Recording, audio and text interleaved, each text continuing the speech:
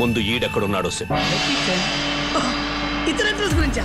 ఇతను జపాన్ లో ఉంటాడు సార్. జపాన్ లో మీరు వాడిని టచ్ చేస్తే గాల్లోనే మిమ్మల్ని ఎగిరెగిరి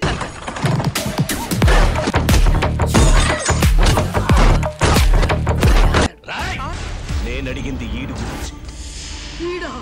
వీడు వాడికంటే డేంజర్ అండి. అమ్మతోడు వీడిని టచ్ చేద్దామని చెయ్యి లేపే లోపు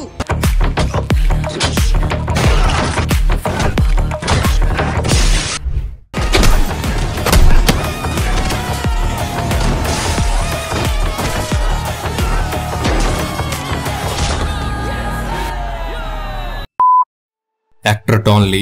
మీరు ప్రభాస్ ఫ్యాన్ అయితే ఈ పేరు మీకు ఖచ్చితంగా తెలిసే ఉంటుంది, లేదా మూవీ లవర్ అయినా కూడా ఈ పేరు మీరు ఎక్కడో ఒక దగ్గర వినే ఉంటారు.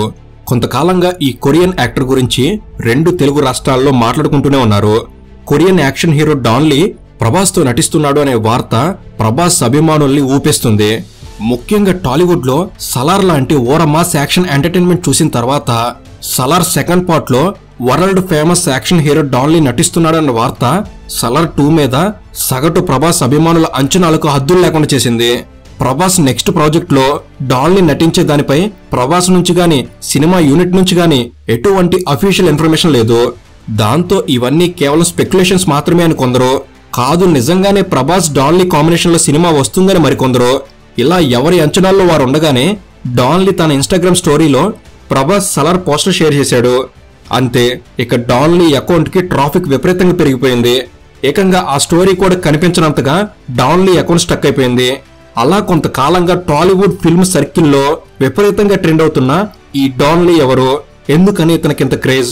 డాన్ లీ నిజంగానే ప్రభాస్ మూవీలో విలన్ గా నటిస్తున్నాడా? డాన్ లీ పంచ్ పవర్ ముందు ప్రభాస్ నిలబడగలడా? అసలు డాన్ లీ దమ్మెంత అనే ఈ విషయాలనే ఇప్పుడు చూద్దాం. వీడియో ఇన్ఫర్మేషన్ అనేది చాలా బాగుంటుంది, సో ఎండ్ వరకు మిస్ కాకండి. అండ్ ప్రభాస్ గారి సినిమాల్లో మీకు నచ్చిన మీ ఫేవరెట్ మూవీ ఏమిటి? నా వరకు అయితే సలార్. మరి మీకు తప్పకుండా కామెంట్ చేయండి. అండ్ ఇలాంటి మరిన్ని ఇన్ఫర్మేటివ్ వీడియోస్ ని మీ కొరకు తెచ్చేందుకు మీ సపోర్ట్ గా ఈ వీడియోకి జస్ట్ లైక్ చేయండి చాలు. సో ఇక లేట్ చేయకుండా let's get into the video.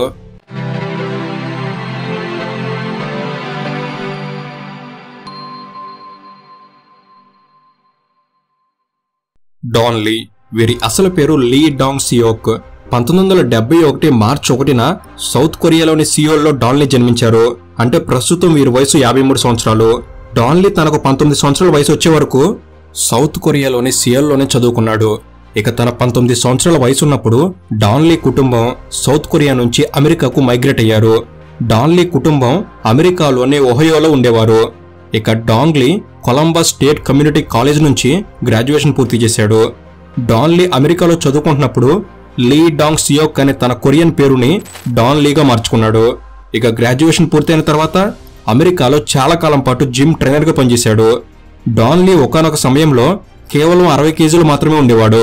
కానీ డాన్ లీకి బాడీ బిల్డింగ్ చేయాలనే ఆలోచన వచ్చి విపరీతంగా వర్కౌట్స్ చేస్తూ 60 కేజీలు ఉండే బాడీని 120 కేజీలకు తీసుకెళ్లాడు. అలా బాడీ బిల్డింగ్ లో రాటు తేలి ఆఖరికి తానే ఒక జిమ్ ట్రైనర్ గా మారాడు. బాడీ బిల్డింగ్ తో పాటు కిక్ బాక్సింగ్ లో కూడా ట్రైన్ అయ్యాడు. బాడీ బిల్డింగ్, కిక్ బాక్సింగ్ ఈ 2 డాన్ లీకి అమెరికాలో మంచి గుర్తింపు తెచ్చిపెట్టాయి. ఎంతలా అంటే ఏకంగా UFC ఫైటర్స్ కి పర్సనల్ ట్రైనర్ గా కూడా పనిచేశాడు. మార్క్ కోల్మెన్, కెవిన్ రాడల్మెన్ లాంటి UFC ఫైటర్స్ కి పర్సనల్ ట్రైనర్ గా పనిచేశాడు. చదువు పూర్తయ్యాక ఇలా దాదాపు 10 సంవత్సరాల పాటు జిమ్ ట్రైనర్ గా, పర్సనల్ ట్రైనర్ గా పనిచేశాడు.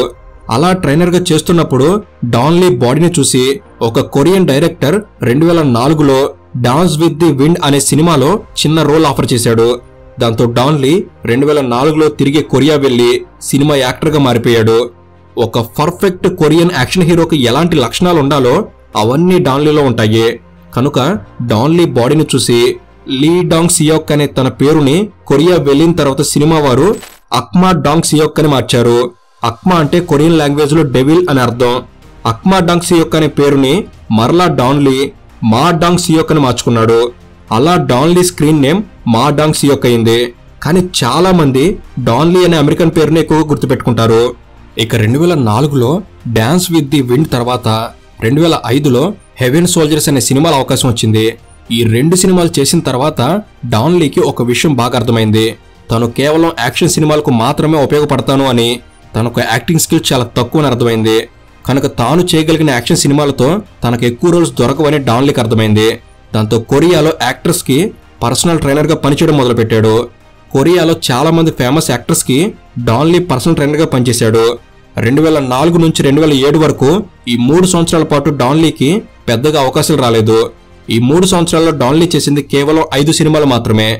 ఇలా సినిమా అవకాశాలు తక్కువగా వస్తుండడంతో చిన్న చిన్న రోల్స్ చేసేందుకు కూడా అంగీకరించాడు. దాంతో పాటు టీవీ సిరీస్లు కూడా ఒప్పుకున్నాడు. అలా 2008లో 4 టీవీ సిరీస్లు చేశాడు. అదే సమయంలో 2008లో 3 కొరియన్ సినిమాల్లో సైడ్ క్యారెక్టర్లో నటించాడు. ఇక 2008లో కొరియన్ ఆర్మ్ రెజ్లింగ్ చేయడం మొదలుపెట్టాడు. డాన్లీ ఆర్మ్ పవర్ తో ఆర్మ్ రెజ్లింగ్ లో ఛాంపియన్ కూడా అయ్యాడు. మొదట్లో డాన్లీ తన పర్సనాలిటీకి తగ్గ పాత్రలో రాక వేరే పాత్రలో నటించలేక చాలా ఇబ్బందులు పడ్డాడు. కానీ క్రమంగా డాన్లీకి అవకాశాలు ఒక్కొక్కటిగా పెరుగుతూ వచ్చాయి. కానీ 2012 వరకు డాన్లీకి సరైన బ్రేక్ రాలేదు.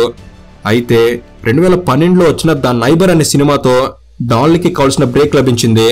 ఆ సినిమాలో డాన్లీకి బెస్ట్ సపోర్టింగ్ యాక్టర్ గా బ్లూ డ్రాగన్ ఫిల్మ్ అవార్డును కూడా తీసుకొచ్చింది.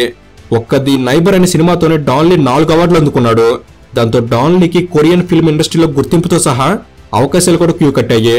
వరుస అవకాశాలతో పాటు మెయిన్ లీడ్ గా కూడా అవకాశాలు పెరిగాయి. Kick boxing, body building techniques తో కొరియన్ ఫిల్మ్ ఇండస్ట్రీలో సరికొత్త యాక్షన్ స్టార్ గా డాన్లీ ఎదిగాడు. అయితే 2015 తర్వాత కొరియన్ ఫిల్మ్ ఇండస్ట్రీకి వరల్డ్ వైడ్ బజ్ క్రియేట్ అయింది. సాధారణంగా కొరియన్ సినిమాలకు ఈస్ట్ ఆసియా కంట్రీస్ లో మంచి మార్కెట్ ఉంటుంది. Japan, Singapore, Indonesia, China, Hong Kong ఇలాంటి దేశాల్లో కొరియన్ మూవీస్ కి మంచి డిమాండ్ ఉంటుంది. కానీ 2015 తర్వాత కొరియన్ ఆన్లైన్ స్ట్రీమింగ్ ప్లాట్ఫామ్లు ఎప్పుడైతే అందుబాటులోకి వచ్చాయో కొరియన్ సిరీస్ లకు డిమాండ్ పెరిగింది. కొరియన్ మ్యూజిక్ బ్యాండ్స్ కూడా వరల్డ్ వైడ్ పాపులారిటీని సంపాదించాయి. ఒకానొక టైంలో Korean pop song Gangam style ప్రపంచాన్ని ఎంతలో ఊపేసిందో మనం చూసాం. అలా కొరియన్ మూవీస్ సిరీస్లు ఈస్ట్ ఆసియాని దాటి ప్రపంచం మొత్తాన్ని ఆకర్షించడం మొదలైంది. దాంతో సౌత్ కొరియా ఫిల్మ్ ఇండస్ట్రీలో భారీ బడ్జెట్ సినిమాలు మొదలయ్యాయి. మూవీ ఇండస్ట్రీ పూర్తిగా అప్గ్రేడ్ అయిందని చెప్పొచ్చు. ఇలా ఎప్పుడైతే south Korea film industry upgrade అయిందో భారీ యాక్షన్ సినిమాలు రావడం మొదలయ్యాయి. అలా డాన్లీ యాక్షన్ సినిమాలకు కేర్ ఆఫ్ అడ్రస్ గా మారాడు. స్క్వాడ్ 38, ఫ్యామిలీహుడ్ లాంటి మంచి మంచి సినిమాల్లో డాన్లీ ప్రధాన పాత్ర పోషించాడు. ఇక 2016లో వచ్చిన action horror film train to Busan తో డాన్లీకి విపరీతమైన క్రేజ్ వచ్చింది. $9 మిలియన్ ఖర్చుతో తీసిన ఈ సినిమా $98 మిలియన్ కలెక్షన్లు రాబట్టి కొరియన్ ఫిల్మ్ రికార్డులు తిరగరాసింది. ఇక డాన్లీ వెనక్కి తిరిగి చూసిందే లేదు. 2018లో వచ్చిన ది అవుట్లాస్ కూడా భారీ హిట్ గా నిలిచింది. విదేశాల్లో సైతం డాన్లీ సినిమాలకు క్రేజ్ ఏర్పడింది. క్రమంగా కొరియన్ యాక్షన్ సినిమాలకు డాన్లీనే ఫస్ట్ చాయిస్ గా మారాడు. 2019 వచ్చే వరకు దాదాపు 50 కొరియన్ యాక్షన్ సినిమాలో నటించాడు డాన్లీ.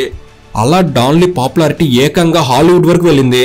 ఏకంగా మార్వెల్ స్టూడియోస్ నుంచి డాన్లీకి కాల్ వచ్చింది. 2021లో మార్వెల్ స్టూడియోస్ నిర్మించిన ఎటర్నల్ లో గిల్గమేష్ క్యారెక్టర్ డాన్లీ ప్లే చేయడంతో డాన్లీ పాపులారిటీ ప్రపంచవ్యాప్తంగా ఉన్న మార్వెల్ అభిమానుల వరకు వెళ్ళింది. ఎటర్నల్స్ లో డాన్లీ ఏకంగా ఏంజలినా జోలీతో స్క్రీన్ షేర్ చేసుకోవడంతో డాన్లీ పాపులారిటీ వరల్డ్ వైడ్ అయిపోయింది. ఈ సినిమా తర్వాత డాన్లీ గురించి వరల్డ్ వైడ్ గా సెర్చ్ చేయడం మొదలైంది. అలాగే ఆయన సినిమాలు, యాక్షన్ సీన్లు చూసి చాలా మంది ఆశ్చర్యపోయారు. అలా కొరియన్ యాక్షన్ హీరో కాస్త వరల్డ్ ఫేమస్ యాక్షన్ హీరోగా మారిపోయాడు. నెట్ఫ్లిక్స్ లో కూడా డాన్లీ సినిమాలకు విపరీతమైన డిమాండ్ ఏర్పడింది. డాన్లీ ఎక్కువగా సూపర్ కాప్, గ్యాంగ్స్టర్, విలన్ ఇలాంటి క్యారెక్టర్స్ తోనే ఎక్కువ గుర్తింపు వచ్చింది. ఇప్పటి వరకు మొత్తం 65 సినిమాలు నటించాడు. కొరియన్ టాప్ స్టార్స్ లో డాన్లీ కూడా ఒకడు. కేవలం యాక్టర్ గా మాత్రమే కాకుండా ప్రొడ్యూసర్ గా కూడా చేస్తున్నాడు. Holy night, demon hunters, the villain లాంటి సినిమాలకు డాన్లీ ప్రొడ్యూసర్ గా కూడా చేస్తున్నాడు. 2017లో కొరియా ప్రభుత్వం డాన్లీని హానరరీ పోలీస్ ఆఫీసర్ అంటే గౌరవ పోలీస్ అధికారిగా కూడా నియమించింది. పోలీస్ ఆఫీసర్ కు కల్పించే అన్ని సౌకర్యాలు డాన్లీకి ఇస్తారు. ఇక డాన్లీ పంచ్ బైసెప్ సైజ్ దాదాపు 27 అంగుళాలు.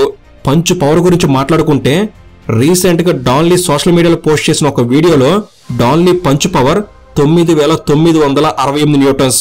మామూలుగా పంచ్ పవర్ 2500 న్యూటన్స్ ఉంటేనే అదో గొప్ప విషయం.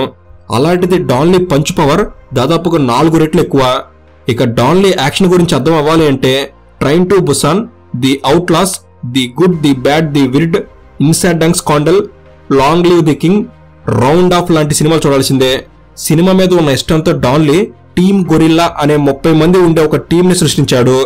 ఈ టీంలో రైటర్లు, డైరెక్టర్లు, యాక్టర్లు, ఫైటర్లు ఇలా వివిధ రకాల ఆర్ట్స్ కు సంబంధించిన వారు ఉంటారు. టీమ్ గొరిల్లా ద్వారా ది అల్వస్, చాంపియన్, అన్స్టాపబుల్ ఇలా డాన్ లీ నటించే సినిమాలకు టీమ్ గొరిల్లా కూడా పనిచేస్తూ ఉంటుంది. డాన్ లీ ఒక body builder, kick boxer, arm wrestling champion, honorary police officer, action hero, producer ఇలా డాన్ లీ గురించి గుర్తుపెట్టుకోవాల్సినవి చాలానే ఉన్నాయి. అయితే కొంతకాలం క్రితం డాన్ లీ ప్రభాస్ తర్వాతి ప్రాజెక్ట్ లో విలన్ గా నటిస్తున్నాడు అన్న వార్త విపరీతంగా వైరల్ అవుతుంది. సలార్ లో ప్రభాస్ ఓవర్ మాస్ యాక్షన్ చూసిన తర్వాత సలార్ 2 మీద విపరీతమైన అంచనాలు ఏర్పడ్డాయి.